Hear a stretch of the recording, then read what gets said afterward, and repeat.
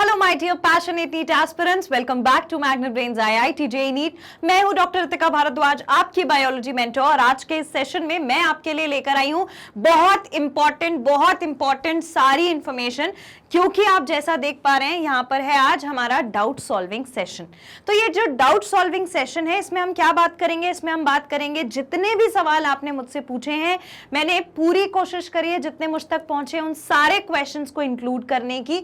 तो आपके questions with your names, your doubts will be solved in this particular session.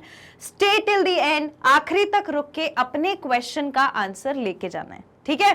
तो आइए हम डाउट सॉल्विंग सेशन को स्टार्ट करते हैं। सबसे पहली चीज डाउट सॉल्विंग सेशन की, सबसे पहला क्वेश्चन पूछा है प्रियंका ने, ठीक है? प्रियंका मीना का क्वेश्चन बहुत जेन्युइन क्वेश्चन है। एक बायोलॉजी का स्टूडेंट जिसका रास्ता, जिसका एम तय है, उस इंसान को ये क्वेश्चन जरूर आएगा। और उन्होंने क्वेश्चन पूछा है how to overcome fear of blood. How to overcome fear of blood, ma'am please help me. Definitely किसी भी स्टूडेंट के लिए ये थोड़ा सा डिफिकल्ट होता है, नो डाउट होता है, मेरे लिए भी था।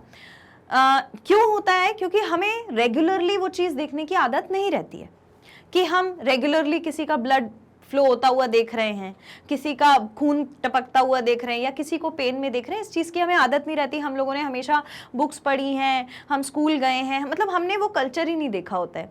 तो जब हम पहली बार जाते हैं फर्स्ट ईयर में, या फर्स्ट ईयर के बाद, फर्स्ट ईयर में तो फिर भी आपको पेशेंट से सीधा सामना नहीं होता, बट सेकेंड थर्ड ईयर में जब आप पेशेंट को पहली बार देखते हो, ऑब्जर्व करते हो, तो आपको ब्लड देखकर बहुत प्रॉब्लम होती है, ठीक है? इनफैक्ट इतनी प्रॉब्लम होती है जितनी अगर घर में किसी को चोट लग जाए तो उसका ब्लड देख के नहीं होगी, उसमें लगेगा अरे यार लग गई। पर वहां जब जाओगे तो ऐसा लगेगा छी ब्लड फ्लो हो रहा है, कितना गंदा लग रहा है। किसी को शायद नॉजिया हो सकता है, किसी को हो सकता है वॉमिटिंग जैसा फील हो, and that is absolutely normal, it happens with people.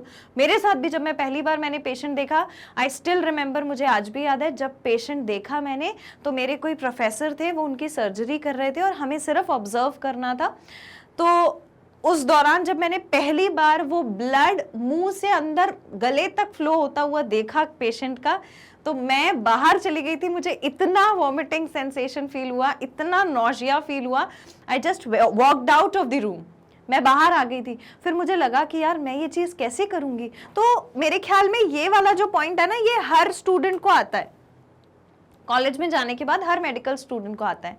लेकिन आज अगर वही ब्लड मेरे एप्रन पे लग जाता है या मेरे ग्लव्स में लग जाता है, मुझे कोई दिक्कत नहीं होती। इसके दो तरीके हैं इससे डील करने के, ठीक है? एक्चुअली 3 तरीके हैं, तीसरा वाला अपने आप हो जाता है, सिर्फ 2 हमें करने पड़ते हैं।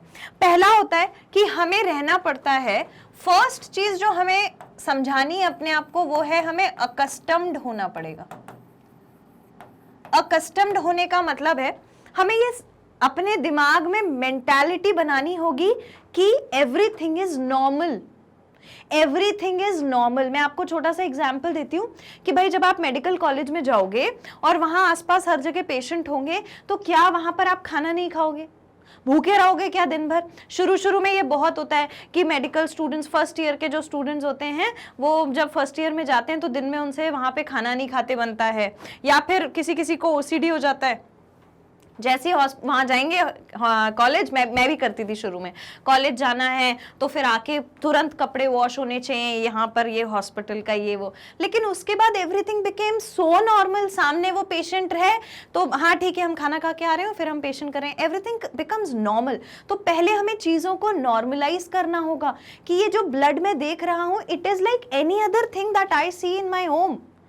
जैसे मेरे घर में कोई भी चीज़ होती है, मान लो कोई, अब देखो खाने की चीज़ से तो अपन उसे कंपेयर कर नहीं सकते हैं, बट लेकिन बाकी चीज़ों से कर सकते हैं। यार घर में कितनी चीज़ें हमारे ऐसी होती हैं, हम वहाँ सोते हैं, उठते हैं, बैठते हैं, चाहे आप उसे फर्नीचर बोल लो, चाहे आप उसे बुक्स बोल लो, चाहे आप क्लोथ्स बोल लो, चाहे आप कोई, मैं कहती हूँ डिटर्जेंट बोल लो, या आप पानी समझ लो, कोई भी चीज़ है, आप उसको वैसा देखो। ये मत सोचो कि यार वो ब्लड है, ओ ब्लड है, इसमें ये है, हाँ है ना, पर उसे अपने आप को नॉर्मलाइज करना पड़ेगा। That's fine, that's completely fine. What is important is आपका हाथ सैनिटाइज होना चाहिए अगर आप किसी का ब्लड टच कर रहे हो, या फिर आप ऐसे सिचुएशन में बैठ के कुछ खाना वाना खाने जा रहे हो, तो बस you need to get a clean hands for your self, that when you eat तो वो खराब ना हो। तो पहले अपने आप को ये समझाना पड़ेगा कि वो भी नॉर्मल है, उसमें ऐसा कुछ नहीं है कि हमें ऐसा लगे ओ शिट यार ये क्या है, ऐसा कुछ भी नहीं है ना, अरे यार मैंने ये क्या देख लिया, ऐसा नहीं होना चाहिए। ठीक है, ब्लड है, सबके सबके रगों में ब्लड है, आपके पेट के रगों में भी है ना, सबकी बॉडी में ब्लड घूम रहा है, तो that is very normal, that's fine. पहले अपने आप को ये समझाना पड़ेगा कि ऐसा नहीं, अब आप खड़े हो आपने ब्लड देखा तो ठीक है, हाँ दैट इज ब्लड, ऐसा नहीं होना चाहिए ओ ब्लड, नहीं नहीं, ये वाला अगर अंदर से ये वाला थॉट आपको मिटाना पड़ेगा, एक चीज। दूसरा एक साइकोलॉजिकल ट्रिक होती है, दूसरी होती है साइकोलॉजिकल ट्रिक। साइकोलॉजिकल ट्रिक है बेटा एक, ठीक है प्रियंका, साइकोलॉजिकल ट्रिक हमारी ये है कि अगली बार, वैसे तो देखो अलाउड नहीं होता है, पर कोशिश करना जब आप कॉलेज में जाओगे पहली बार ब्लड देखोगे, कोशिश करो अपने मुंह में एक कोई चॉकलेट रख लो, एक कोई कैंडी रख लो, कोई भी टॉफी, चॉकलेट, कैंडी, जो भी आपको अच्छा लगता हो, the one which you love to eat, उसको मुंह में रख लो थोड़ा सा, ठीक है। या कुछ लोग वो भी रखते हैं, लौंग इलायची रख लेते हैं, ठीक है। क्यों रखते हैं, उसका एक साइकोलॉजिकल रीजन है, वो ये है कि जब आप कुछ ऐसी चीज खा रहे हो जो आपको बहुत पसंद है, तो आपका ब्रेन इस थॉट में चल रहा होता है कि हाँ इस चीज में बहुत स्वाद आ रहा है, मुझे ये कैडबरी बहुत पसंद है, मुझे ये कैंडी बहुत पसंद है। मीनवाइल आप ब्लड देख रहे होते हो, तो वो जो इफेक्ट होता है ना ब्लड देख के, जो आपको फियर होता है, वो फियर कम हो जाता है, और जो चीज आप खा रहे हो बिकॉज यू लाइक इट, तो वो वाला जो थॉट है वो हावी हो जाता है, ठीक है, वो हाइप ले लेता है। तो ये जो आपका, अब अगली बार क्या होगा, अब अगली बार जब आप ब्लड को देखोगे ना, तो आपके ब्रेन को वो याद आएगा कि हाँ मैंने वो चॉकलेट खाई थी। ऐसा आपको 2-3 बार करना है, ठीक है। जब भी ब्लड देखने वाले हो, हाँ जा करके, अब ऐसे नहीं कि हाँ सड़क पे एक्सीडेंट हो रहा है रुक जाओ, ब्लड गिर रहा है पहले मैं चॉकलेट खा लूं मुझे डर लगता है, वो वाला नहीं कह रही हूं मैं कौन सा वाला बोल रही हूँ। अगर कॉलेज में जाओगे पहली बार ब्लड देखना है, तो पहले कुछ ऐसी चीज अपने पॉकेट में रख लो, कुछ ऐसा खाने का जो आपको पसंद हो। खाने का मतलब कि पिज्जा और ये वाला नहीं बोल रही हूँ, चॉकलेट, कैंडी, छोटी सी कोई चीज, जिससे माउथ फ्रेशनर होता है, कुछ पिपरमेंट का कुछ रख लिया, उसको रख लिया, और फिर जब आप उसे खाओगे तो आपके ब्रेन में टेंडेंसी रहेगी wow this is very tasty. फिर वो जो आंखों का फियर है ना खून को देखने का, वो कम हो जाएगा। ये साइकोलॉजिकल ट्रिक होती है ताकि आप अपने ब्रेन को कंट्रोल में ला सको। आप अपने ब्रेन को वो दे रहे हो जो उसे अच्छा लग रहा है, और वो वाला जो आपका फियर है वो धीरे धीरे करके कम हो जाएगा। नेक्स्ट टाइम 2-3 बार के बाद जब आप ब्लड को देखोगे तो आपके ब्रेन को वही वाला थॉट याद आएगा। ऐसे ही कहा जाता है कि जैसे आप कभी कोई चीज याद कर रहे हो और वो आपको बिल्कुल याद नहीं हो रही, तो एक च्युइंगम खा लो, च्युइंगम च्यू करते करते उसको याद करो। जब एग्जाम में वो चीज पूछी जाएगी ना, तो आपको वो च्युइंगम खाने के साथ जो थॉट चला होगा वो याद आ जाएगा, ऐसा बोला जाता है। There are many psychological tricks. मैं आपको 2 चीजें बताना चाहती हूँ जो मैंने एक्सपीरियंस करी, मैं अपने एक्सपीरियंस से बता रही हूँ। पहले अपने आप को अकस्टम करना पड़ेगा, समझाना पड़ेगा that the blood is also normal, the body is also normal, open wound यानी कि खुली चोट जो है वो भी नॉर्मल है। पहले अपने आप को ये समझाओ, नहीं तो मैं ये चीज कैसे कर पाऊंगी, I want to deal with it. और दूसरा, आप तीसरी चीज कर सकते हो कि है ना, आप अपने गोल्स रिमाइंड कराते रहो अपने आप को। There is no goal going to fulfil as a doctor अगर आप ब्लड नहीं देख सकते। ना तो आप हॉस्पिटल चला पाओगे, ना आप क्लिनिक चला पाओगे, ना आप प्रॉपर प्रैक्टिस कर पाओगे। एक डॉक्टर का हाथ जो होता है ना वो बहुत सदा हुआ होना चाहिए। आप ये नहीं सोच सकते हो कि अरे यार डर लग रहा है, या फिर आप डर डर के किसी को इंजेक्शन नहीं दे सकते। जब आप इंजेक्शन देते हो तो आपका हाथ स्टिल होना चाहिए, आपका माइंड स्थिर होना चाहिए, आप में वो स्टेबिलिटी होनी चाहिए कि हाँ मैं ये चीज ऐसे कर रहा हूं या कर रही हूं। वो प्रेजेंस ऑफ माइंड, वो कॉन्फिडेंस होना चाहिए, only then you can do it. ये 3 चीजें आपको प्रैक्टिस करनी है। I am very sure you will overcome the fear of blood. I hope Priyanka that the problem that you had is been solved. ठीक है, मैं उम्मीद करती हूं कि आपके क्वेश्चन का जवाब आपको बहुत अच्छे से मिल गया होगा। ये 3 बातें हैं जिनका हमें ध्यान रखना है, और वो सारी कुछ चीजें जो मैंने आपको बताई। और फिर दूसरा एक ये भी होता है, ये एक जनरल क्राइटेरिया होता है कि जब आप किसी चीज को बार बार देखते हो तो आपको वो नॉर्मल लगने ही लगती है। तो ये सारी चीजें शुरू में कुछ दिन की होती हैं, थोड़े टाइम बाद रोज वही देखोगे, उसी में रहोगे तो सब नॉर्मल हो जाएगा। इनफैक्ट एक समय ऐसा आएगा कि जब ग्लव्स के ऊपर ब्लड लग जाएगा तो मजा आता है। जब तक कि वो ब्लड ना लगे, गंदी ना हो जाए ग्लव्स ब्लड से, तब तक के एक सर्जन को कभी मजा नहीं आता। तो वो आपको फिर और फैंटेसाइज करेगा, फिर ये सब चीजें आप भूल जाओगे as soon as you will go into it. ठीक है, I hope Priyanka that your doubt is solved and it is clear. Alright, we will see the next question. Next question है अक्षता गिरधार का। अक्षता गिरधार ने पूछा है what is monograph. Akshata, monograph आपको वैसे मैंने समझाया हुआ है अपने सेशंस में। आप जाकर के लिविंग वर्ल्ड वाला फर्स्ट वाला चैप्टर देखोगे तो वहां पर आपको टैक्सोनॉमिक एड्स जहां पर मैंने पढ़ाए हैं वहां मैंने मोनोग्राफ पढ़ाया है, तो आपको वहां पर ये मिल जाएगा। लेकिन फिर भी मैं आपको बता देती हूं कि मोनो जो है, मोनोग्राफ इसका नाम है। इस वर्ड अगर आपको कोई दिक्कत होती है या आपको ये याद नहीं रहता है तो आप ऐसा भी कर सकते हैं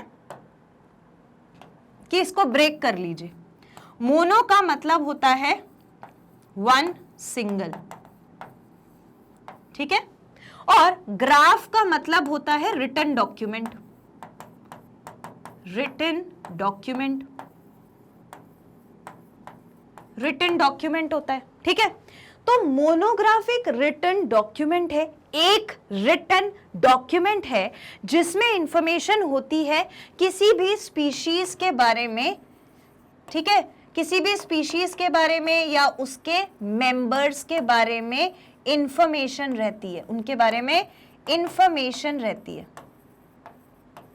that is monograph. Taxonomical aids में हमने पढ़ा था कि अगर आप मान लो कि हम किसी ऑर्गेनिज्म के बारे में, या मान लो हमें कोई प्लांट मिल गया या कोई ऐसी कोई भी ऑर्गेनिज्म हमें अगर ऐसा मिल जाता है स्पेसिफिकली प्लांट्स में जिसको हम पढ़ना चाहते हैं या जिसके बारे में हम नहीं जानते हैं, मान लो बिल्कुल हम स्ट्रेंजर है वो हमारे लिए, हम उसको नहीं जानते कि वो क्या है, तो आप उसको लेकर जाओ, मोनोग्राफ खोलो, मोनोग्राफ के अंदर पूरा डिटेल आपको मिल जाएगा।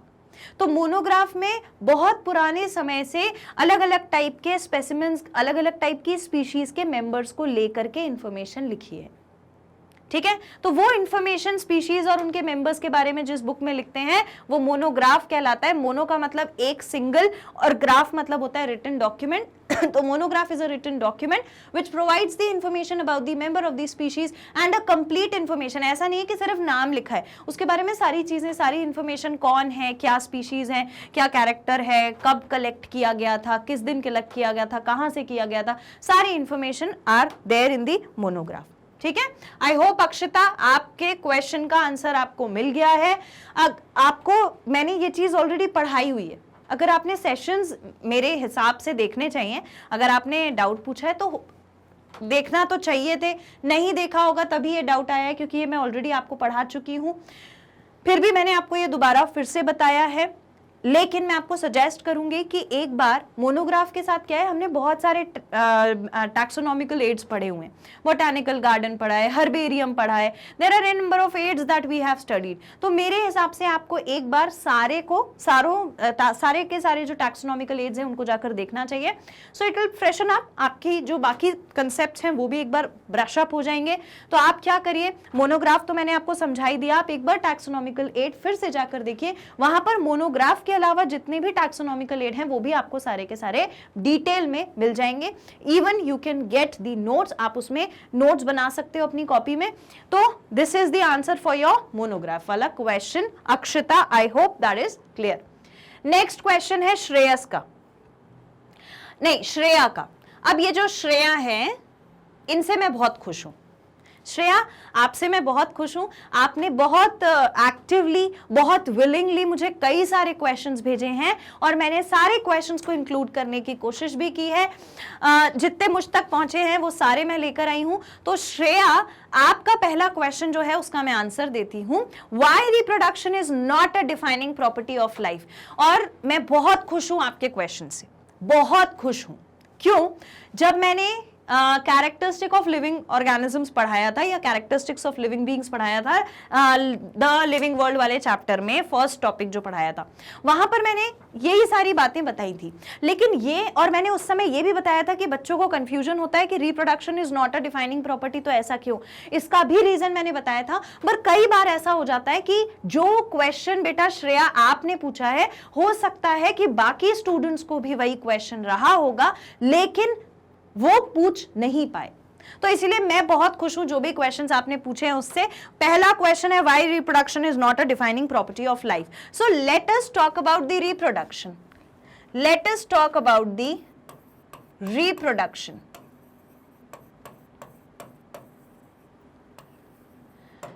पर एक चीज मैं आपको एग्जाम्पल देती हूं, ठीक है? एक एग्जाम्पल है, ये भी मैंने आपको ऑलरेडी पढ़ाया हुआ है कि डोंकी और हॉर्स, डोंकी और हॉर्स दोनों अलग अलग स्पीशीज हैं, दोनों अलग अलग मेंबर्स हैं, ठीक है? फिर भी इनको किसी ने रिप्रोड्यूस करने पर मजबूर कर दिया। Someone tells them to reproduce, है ना? इन दोनों को साथ में रख दिया। अब इन्होंने रिप्रोडक्शन करने की कोशिश करी, they tried to mate, reproduction करने की कोशिश करी तो फ्यूजन भी हो गया। As soon as the fusion takes place, fusion यानी कि क्या? फर्टिलाइजेशन हो गया। अब जब फर्टिलाइजेशन हुआ तो उसके बाद जो उनका प्रोडक्ट निकला, मतलब कि जिस ऑर्गेनिज्म को उन्होंने जन्म दिया, वो कौन था? वो था म्यूल। वो कौन था? वो था म्यूल। तो ये जो म्यूल है इसको हिंदी में कहते हैं खच्चर, ठीक है? जो हिली एरियाज रहते हैं वहां पर ये खच्चर यूज होते हैं ट्रांसपोर्ट के पर्पस से, ठीक है? जहां पर बहुत ऊंची ऊंची चढ़ाई चढ़नी पड़ती है तो वहां पर लोग जब चल के नहीं जा सकते हैं, अपना सामान लोग खुद उठा के नहीं जा सकते क्योंकि इतना वॉक करना पड़ेगा, वो भी चढ़ाई चढ़नी पड़ेगी, तो उस समय वो लोग यूज करते हैं म्यूल का। म्यूल को एज अ ट्रांसपोर्ट यूज किया जाता है एंड उसके ऊपर लोड भी डाल दिया जाता है, अपना सामान वगैरह भी म्यूल से बांध देते हैं और फिर उसको चलाते हैं। लेकिन ये जो म्यूल होता है ये इनफर्टाइल होता है। ये कैसा होता है? इनफर्टाइल। इनफर्टाइल का मतलब ये रिप्रोडक्शन में हिस्सा नहीं ले सकता।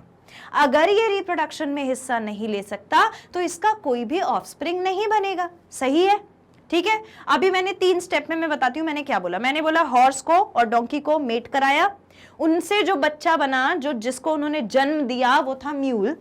म्यूल इनफर्टाइल है, वो आगे रिप्रोड्यूस नहीं कर सकता, लेकिन काम सारे कर रहा है, जिंदा तब भी है। तो क्या रिप्रोडक्शन डिफाइनिंग कैरेक्टर है लिविंग का?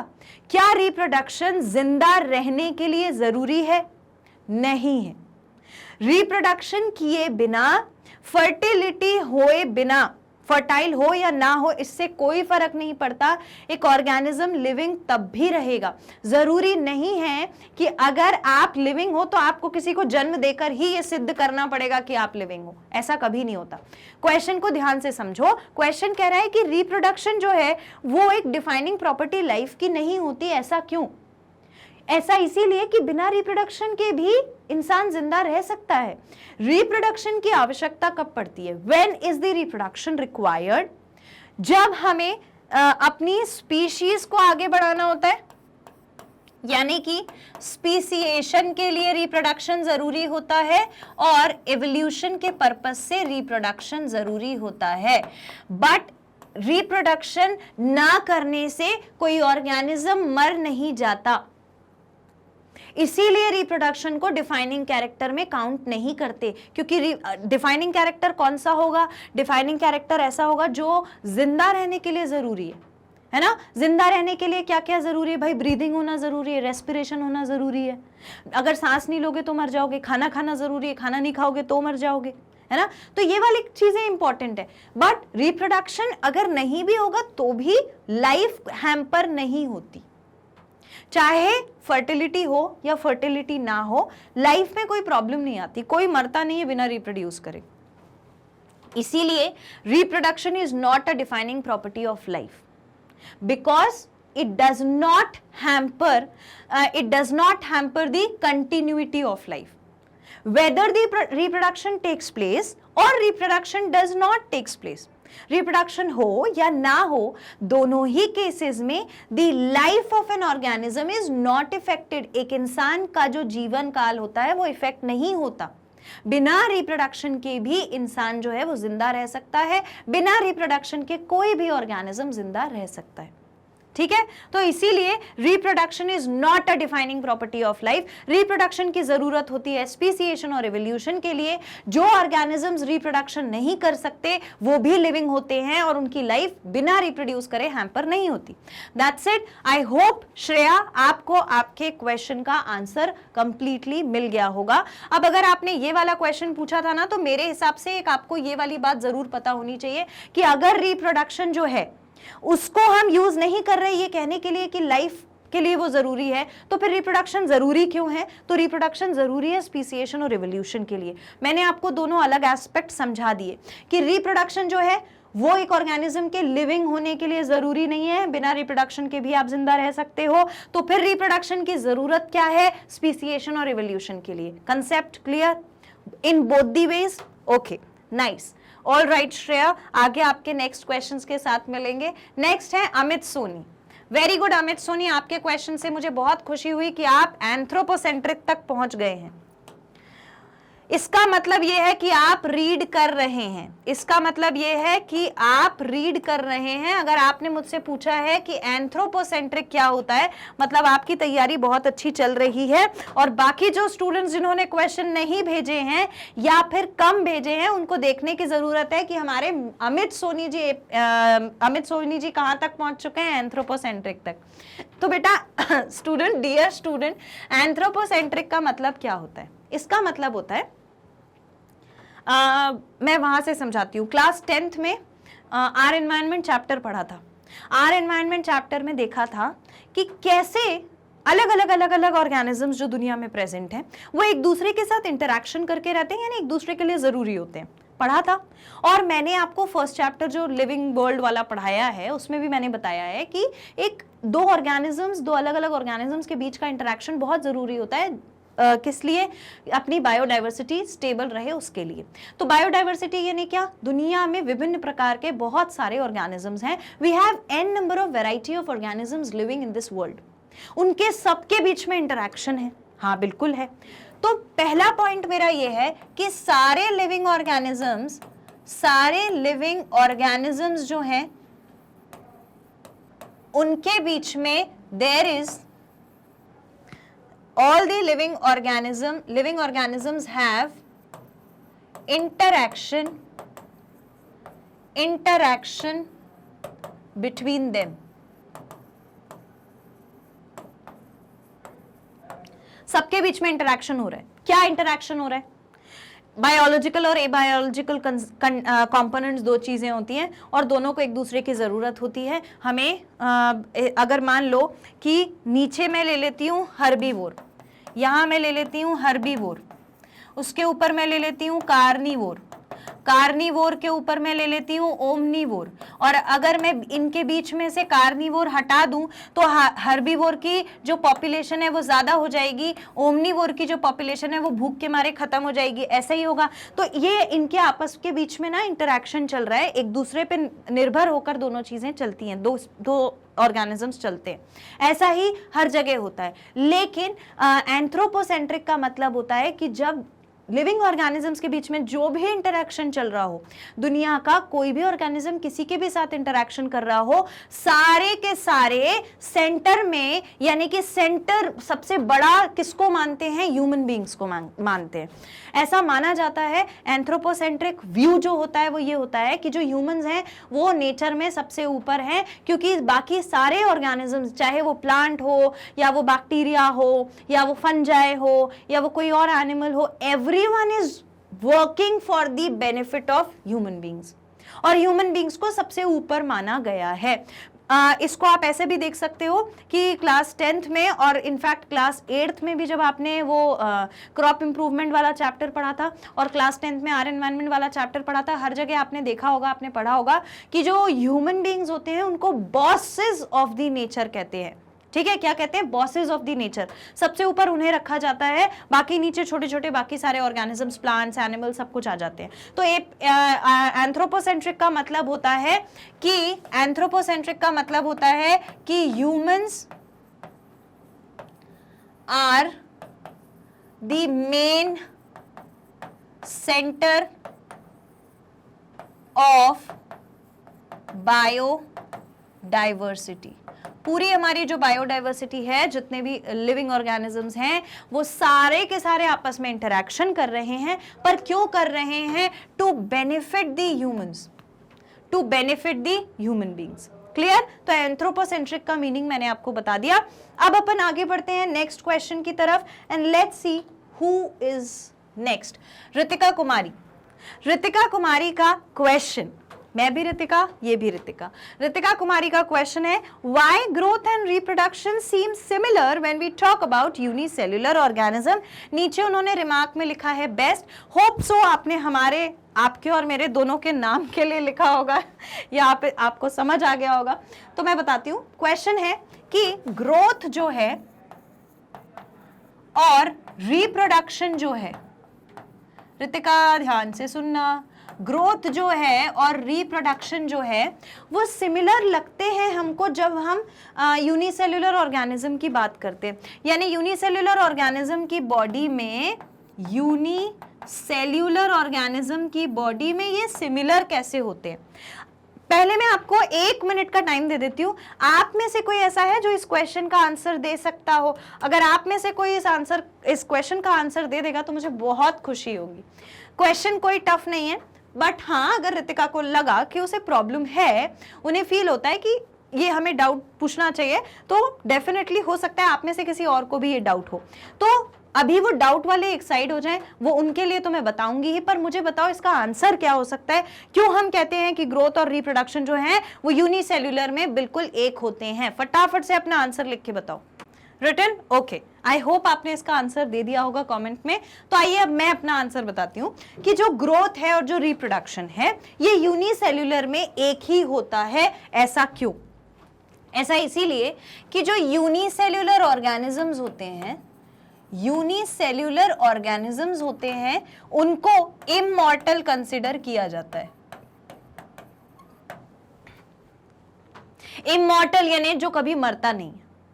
तो डेफिनेटली वो सेल कभी नहीं मरता। जैसे फॉर एग्जाम्पल में हम बात करते हैं अमीबा की। ठीक है ऋतिका? अमीबा जो है, अमीबा कैसे डिवाइड करता है? अमीबा डिवाइड करता है, ये एक अमीबा का सेल है, इसको मन किया चलो आज डिवाइड करना है, तो ये क्या करेगा?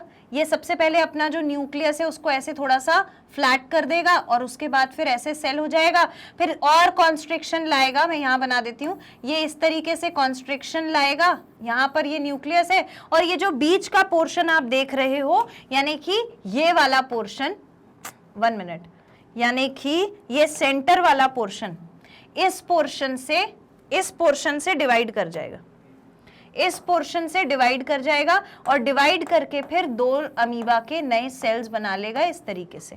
ठीक है? तो आप यहां पर देख पा रहे हो कि इस एग्जाम्पल में ये जो हमारा अमीबा है, अमीबा का सेल जो है उसका साइज और नंबर दोनों बढ़ गए। ठीक है? तो number and size increase, number और साइज बढ़ गया। ठीक है? साइज में क्यों बोल रही हूं? क्योंकि अमीबा जो होता है उसका कोई प्रॉपर शेप तो होता नहीं है। जब वो डिवाइड करेगा और नए सेल्स बनाएगा तो वो किसी भी शेप में बना सकता है, छोटा भी हो सकता है और बड़ा भी हो सकता है। जरूरी नहीं है कि सिर्फ इंक्रीज ही हो साइज, पर नंबर जरूर इंक्रीज होगा। पहले 1 था, अब 2 हो गए। ठीक है? और जब हम बात करते हैं ग्रोथ की, ग्रोथ का मतलब क्या होता है? ग्रोथ का मतलब होता है किसी चीज में बढ़ोतरी होना, और रिप्रोडक्शन का मतलब क्या होता है? किसी नए का जन्म लेना। तो नंबर में बढ़ोतरी हो गई और नया सेल भी जन्म ले चुका है, इसीलिए ये दोनों फैक्टर सेम माने जाते हैं एक यूनिसेल्युलर ऑर्गेनिज्म की बॉडी में। चाहे वो यूनिसेल्युलर ऑर्गेनिज्म अमीबा हो, बैक्टीरिया हो, ईस्ट हो, कोई भी हो, उनमें ऐसा ही होता है। ठीक है? ग्रोथ क्यों? क्योंकि नंबर इंक्रीज हो गया, क्योंकि नंबर ऑफ सेल इंक्रीज, इसीलिए ग्रोथ। और रिप्रोडक्शन क्यों? क्योंकि new cell was formed, new cell was formed, इसीलिए बोल दिया कि ग्रोथ रिप्रोडक्शन हो रहा है। आई होप ये दोनों बातें आपको क्लियर हो गई होंगी। तो पहला रीजन हमारा क्या है? पहला रीजन है हमारा नंबर ऑफ सेल इंक्रीज होने की वजह से ग्रोथ कहलाता है, और न्यू सेल बन रहे हैं ना, जब नंबर ऑफ सेल इंक्रीज हो रहे हैं तो वो रिप्रोडक्शन कहलाता है। आई होप रितिका आपका क्वेश्चन क्लियर है, और आपकी राइटिंग भी बहुत अच्छी है और आपने बहुत अच्छे से क्वेश्चन लिखकर भेजा है, अच्छी फोटो क्लिक करके। I am happy to answer your question, I hope you are happy to receive the answer. Okay, और अगर देख लिया है तो मुझे कमेंट में बताना जरूर है रितिका, ठीक है? यहीं से तुम लोग ऐसे डाउट अगर भेजोगे तभी तो देखो, मुझे क्या है ना, नाम याद नहीं रहते हैं, और अगर मुझे नाम याद नहीं रहते हैं तो जब आप ऐसे अपने डाउट्स भेजते हो तो मुझे आपके नाम याद होते हैं। अब मैंने कहा था मुझे श्रेया के क्वेश्चंस बहुत पसंद आए, तो लो श्रेया, आपका दूसरा क्वेश्चन यहाँ पर है। दूसरे क्वेश्चन में आपने पूछा है what is the difference between systematics and taxonomy. Dear student, ये वाला क्वेश्चन तो मैंने रीड कर लिया, बट अगली बार से इट इज सजेस्टेबल कि आप क्वेश्चन को थोड़ा और अच्छे से लिखकर भेजने की कोशिश करें, जैसा कि रितिका ने भेजा है क्वेश्चन, ठीक है? कोशिश करिएगा आप थोड़ा और क्लियर राइटिंग में लिखें। अभी के लिए मैंने इसे पढ़ लिया है और मैं इसका आंसर दे रही हूं। सो श्रेया, सिस्टमैटिक्स जो है, सिस्टमैटिक्स हम एक जगह ले लेते हैं, सिस्टमैटिक्स हम एक जगह ले लेते हैं, ठीक है? और दूसरी जगह आपने पूछा है कि टैक्सोनॉमी क्या है, और टैक्सोनॉमी और सिस्टमैटिक्स में क्या डिफरेंस है। टैक्सोनॉमी क्या है? 1 मिनट, टैक्सोनॉमी क्या है, ठीक है? ये आपका क्वेश्चन है, ठीक? पहले मैं आपको बताती हूँ सिस्टमैटिक्स के बारे में। सिस्टमैटिक्स होता है, हम बायोडाइवर्सिटी जानते हैं ना, आपको पता है ना श्रेया, बायोडाइवर्सिटी क्या होती है? वैरायटी ऑफ लिविंग ऑर्गेनिजम्स, जहां पर लिविंग ऑर्गेनिज्म, अलग अलग टाइप के, विभिन्न प्रकार के लिविंग ऑर्गेनिजम्स एक साथ रहे एक एरिया में, तो हम बोल देते हैं कि वो वहां की बायोडाइवर्सिटी है। तो जो हमारी बायोडाइवर्सिटी है, बायोडाइवर्सिटी है, उसको हम कैसे डिफाइन करें, वो कहलाता है हमारा सिस्टमैटिक्स, ठीक है? यानी कि बायोडाइवर्सिटी की जगह मैं लिख देती हूं variety of living organisms. Variety of living organisms मैंने बायोडाइवर्सिटी की जगह लिख दिया। तो सिस्टमैटिक्स होता है कि जब हम अलग अलग टाइप के लिविंग ऑर्गेनिजम्स जो एक ही जगह रहते हो, उन सबको पहचाने और उन सबको पहचान लें एक्चुअली, ठीक है? तो इनका जब हम सिस्टमैटिक्स में क्या करते हैं, आइडेंटिफाई कर लेते हैं। एक्चुअली आइडेंटिफाई वर्ड नहीं यूज करेंगे क्योंकि प्रॉपर आइडेंटिफिकेशन टैक्सोनॉमी में होता है, it is just the grouping of different kind of organisms, ठीक है? लेकिन जब हम टैक्सोनॉमी बोलते हैं तो टैक्सोनॉमी में इन ऑर्गेनिजम्स को लेकर कुछ और ब्रॉड तरीके से इनको पढ़ा जाता है। तो कैसे ब्रॉड तरीके से पढ़ा जाता है? टैक्सोनॉमी में क्या किया जाता है, इन ऑर्गेनिजम्स के जो ग्रुप्स हैं उनको हम कर देते हैं आइडेंटिफाई, यानी कि आइडेंटिफिकेशन। फिर उन्हीं ग्रुप्स का हम देखते हैं कैरेक्टराइजेशन। आपको याद आ गया, ये मैंने पढ़ाया था, कैरेक्टराइजेशन। उसके बाद उन्हीं ग्रुप्स का हम क्लासिफिकेशन करते हैं, और उन्हीं ग्रुप्स को हम नाम दे देते हैं, तो वो कहलाता है नॉमेनक्लेचर। ये सब मैंने आपको पढ़ाया हुआ है ऑलरेडी। तो सिस्टमैटिक्स और टैक्सोनॉमी में ये डिफरेंस है कि जो हमने टैक्सॉन्स, यहाँ पर हम टैक्सॉन फॉर्म कर देते हैं, तो जो भी हमने टैक्सॉन्स फॉर्म किए हैं उनके बारे में हम ये सारी जानकारी इकट्ठी करते हैं और इन्हें पढ़ना शुरू करते हैं। जबकि सिस्टमैटिक्स में हम सिर्फ ये बताते हैं कि अलग अलग जो बायोडाइवर्सिटी है, अलग अलग टाइप के जो लिविंग ऑर्गेनिजम्स एक जगह पर रह रहे हैं वो कौन है। तो ये बेसिक डिफरेंस है हमारा सिस्टमैटिक्स और टैक्सोनॉमी में। तो आप यूं समझ लो कि 2 लोग आए, पहला वाला जिसने ज्यादा दिमाग नहीं लगाया उसने बताया, सुनो सिस्टमैटिक्स का मतलब है अलग अलग टाइप के ऑर्गेनिजम्स हैं, इनकी ग्रुपिंग करनी है, मतलब इनको हमें डिफरेंशिएट करना है। तो भाई डिफरेंशिएट करने वाला तरीका किस में आ जाता है, सिस्टमैटिक्स में। और फिर जब उनको हम कोर तरीके से जाके, इसने बोला अरे तुमने ऊपरी काम कर दिया, लेकिन मुझे यहाँ पर पूरा दिमाग लगाना पड़ेगा, मैंने आइडेंटिफाई करूंगा, कैरेक्टराइज करूंगा, क्लासीफाई करूंगा, नॉमेनक्लेचर दूंगा, तो वो सारी चीजें टैक्सोनॉमी में आती हैं। क्लियर? बायोडाइवर्सिटी का कौन कौन से ऑर्गेनिजम्स रह रहे हैं, कैसे ऑर्गेनिजम्स हैं, अलग अलग टाइप के, मतलब आप ये समझो कि एक ब्रॉड तरीका देखने का, इनको अलग करने का, इन ऑर्गेनिजम्स को जो है वो है सिस्टमैटिक्स, और उनमें उनके कैरेक्टर्स और उनकी डीपली पढ़ाई करना उन ग्रुप्स की, वो है taxonomy. Clear? I hope Shreya आपका डाउट क्लियर है। आप जो है मुझे कमेंट सेक्शन में जरूर बता दीजिएगा आपको अपना आंसर समझ आ गया होगा, तो मुझे मेंशन जरूर करना है श्रेया। तो अभी मुझे श्रेया का नाम याद हो गया है, अमित का नाम याद हो गया है, ऋतिका का नाम याद हो गया है, और अभी होता जाएगा। ठीक है, अब है विवेक सिंह का क्वेश्चन। विवेक, मैं आपसे एक चीज कहना चाहती हूँ। आपने मुझे बहुत अच्छे से क्वेश्चन लिख के भेजा है और आपने क्वेश्चन पूछा है, इससे भी मैं बहुत खुश हूं कि आप प्रिपरेशन कर रहे हैं and you put efforts to write a question, click a picture and ask for it and wait for it कि आपको आंसर मिले। आपके एफर्ट से मैं बहुत खुश हूं। बस एक चीज का आपको ध्यान रखना है, कभी भी जब आप कहीं पे भी एग्जाम लिखो, आप ज्यादातर, आपके लिए एडवाइस है विवेक, आपके लिए, विवेक सिंह के लिए, आप कोशिश करिए कि आप ज्यादा से ज्यादा लिखकर नोट्स बनाएं। ऐसा क्यों मैम? क्योंकि कभी कभी हमसे है ना ग्रामेटिकल मिस्टेक्स हो जाती हैं, कभी कभी हमारी स्पेलिंग्स गलत हो जाती हैं, तो दैट इज फाइन, नॉर्मल है। हाँ, हो जाती हैं कभी कभी, कोई दिक्कत नहीं है, there is always a scope of improvement. बस आपको कोशिश करनी है आप ज्यादा से ज्यादा लिखकर नोट्स बनाएं। जितना ज्यादा आप लिख करके प्रैक्टिस करेंगे और नोट्स बनाएंगे, उतना आपके लिए आसान होगा चीजों को याद रखना, और आपकी गलतियां जो हैं ग्रामेटिकल या फिर स्पेलिंग में वो कम हो जाएंगी। अभी इस क्वेश्चन में आपने पूछा है इंजेशन क्या होता है। आई होप आप इस इंजेशन की बात कर रहे हैं। इस इंजेशन का मतलब होता है taking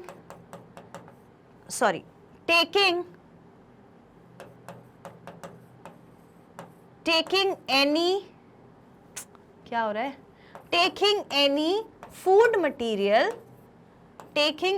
food material inside oral cavity. जब हम खाने की कोई भी चीज, यानी कोई भी ऑर्गेनिज्म जिसके पास माउथ प्रेजेंट है, ओरल कैविटी प्रेजेंट है, जब वो ऑर्गेनिज्म अपने मुंह में कोई चीज खाता है और खाने के बाद क्या करेगा, उसे च्यू करेगा, सलाइवा के साथ रोल करेगी टंग, और फिर उसे स्वॉलो कर लेगा। तो ये जो पूरा प्रोसेस है मुंह में खाना लेने का, when the food enters inside the mouth और when the food enters inside the oral cavity, उसको हम कहते हैं इंजेशन। खाना इज इंजेशन। ठीक है, ये हमने कहाँ पढ़ा था? Ingestion, digestion, excretion, absorption, assimilation, ये वाले प्रोसेसेस हमने पढ़े थे। पहले हम खाना खाते हैं, इंजेशन होता है, फिर उसका ब्रेकडाउन होता है डाइजेशन, फिर उसका अब्जॉर्प्शन होता है, अब्जॉर्प्शन जो हमने खाना खाया है, फिर एसिमिलेशन होता है, वो जो अब्जॉर्ब हुआ है खाना उसमें से एनर्जी निकलती है, फिर जो एसिमिलेशन के बाद वेस्ट प्रोडक्ट बचता है वो एक्सक्रीट आउट हो जाता है, तो इजेशन होता है। ठीक है, तो यहां पर आपने ENGESTION लिखा है, तो अगर ये इंजेशन है तो ऐसा है, और अगर आप इजेशन लिख रहे हैं, अगर आपने इजेशन पूछने की कोशिश करी है, हालांकि आपने ये एन लगाया है तो मोस्ट प्रोबेबली मैं ये अज्यूम करती हूं कि ये इंजेशन होगा, लेकिन अगर आप इजेशन पूछ रहे हैं तो इजेशन का मतलब होता है बॉडी से वेस्ट मटेरियल का बाहर निकल जाना। ठीक है, इजीएस्ट है, कुछ ऐसा बहुत टफ नहीं है। तो इंजेशन और इजेशन दोनों अलग अलग हैं। ठीक है, आई होप विवेक आपका आंसर आपको मिल गया। नेक्स्ट क्वेश्चन है सृष्टि भारद्वाज का। सृष्टि भारद्वाज, आपका क्वेश्चन जो है, इस क्वेश्चन को देख के पहली तो मुझे जो खुशी होती है वो ये होती है कि आपने एमसीक्यू सॉल्व करने का एफर्ट डाला, क्योंकि अभी तक मुझे जितने क्वेश्चंस मिले वो सारे लिखे हुए क्वेश्चंस थे जिसमें शायद स्टूडेंट्स को डाउट आया होगा। आपने एमसीक्यूज को सॉल्व कर कर मुझसे डाउट पूछा है, मैं इस चीज से बहुत खुश हूं। होपफुली आप बहुत अच्छी प्रैक्टिस कर रही होंगी और आप ऐसे ही प्रैक्टिस करती रहिए। अगर आपको कोई भी डाउट आता है आप मुझसे पूछ सकते हैं। I completely wish you luck for the practice of more and more question. I am very happy about it. Question आपका ये है, 2 taxonomic species are distinguished from each other by, यानी कि अगर दो, if there are two, what is happening? 1 minute.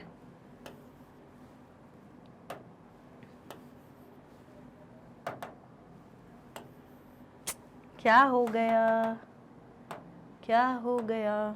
Okay, fine. तो आप बात कर रहे हो 2 स्पीशीज की।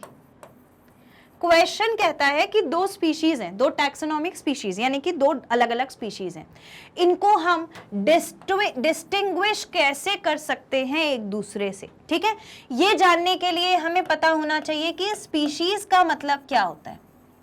ठीक है, स्पीशीज का मतलब क्या होता है? तो स्पीशीज का मतलब होता है it is the group of organisms which have the most similar characters, ऐसा ग्रुप ऑर्गेनिजम्स का जिसके पास सबसे ज्यादा सिमिलर कैरेक्टर्स होते हैं, but the required thing is that the members of the species can perform reproduction and give rise to fertile offspring. Reproduction एक ऐसा प्रोसेस है, मतलब एक ऐसा ग्रुप है जहां पर ऑर्गेनिजम्स जो हैं उनमें बहुत ज्यादा सिमिलैरिटीज होती हैं। जैसे कि ह्यूमन बींग्स में 99.99% तक हमारे जो जीन्स हैं, इंफॉर्मेशन है, वो सेम होती है। तो ये इंफॉर्मेशन इनकी सेम है, ऑर्गेनिजम्स बिल्कुल सेम है, बहुत ज्यादा क्लोज कैरेक्टर्स शो करते हैं एक स्पीशीज के ऑर्गेनिज्म।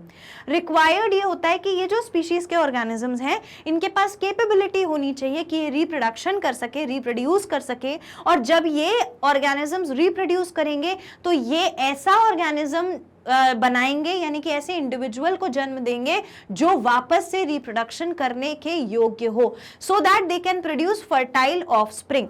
ठीक है, तो स्पीशीज जो होती है वो तो हम समझ गए कि सबसे ज्यादा कॉमन कैरेक्टर्स होते हैं, सबसे ज्यादा कॉमन कैरेक्टर्स होते हैं।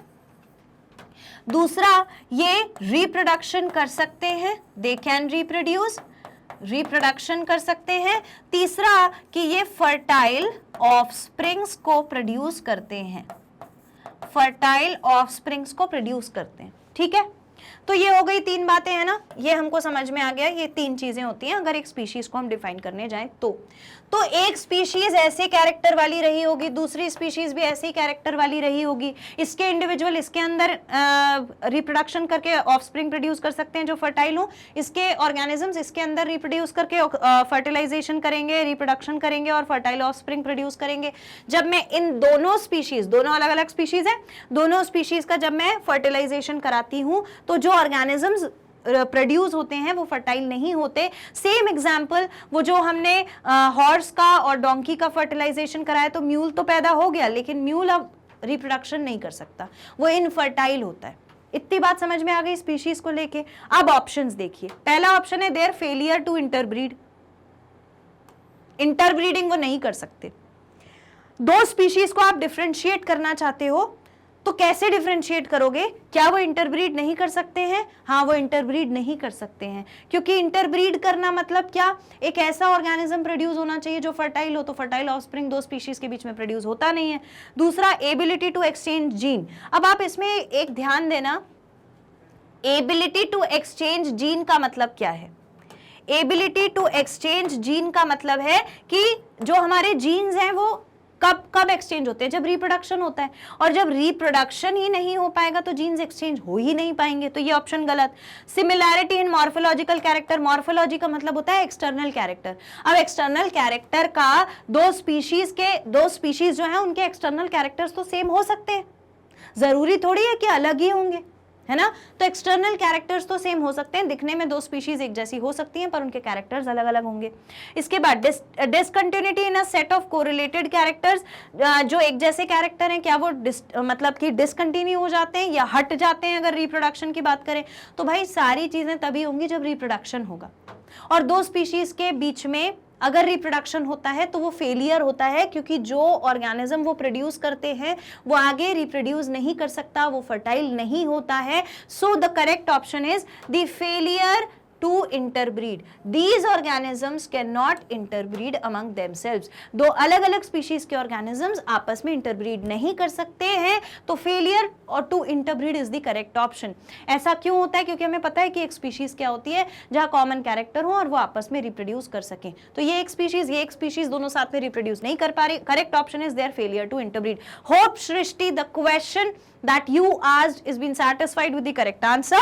आपको explanation समझ आ गया होगा, ठीक है। Keep asking more questions. I really liked the way you have asked the question. Next question again है श्रेया का. I hope Shreya you are waiting till the end of the session because I have n number of questions that were asked by you. तो श्रेया ने question पूछा है next. Shreya ने next question पूछा है what is होमोनियम.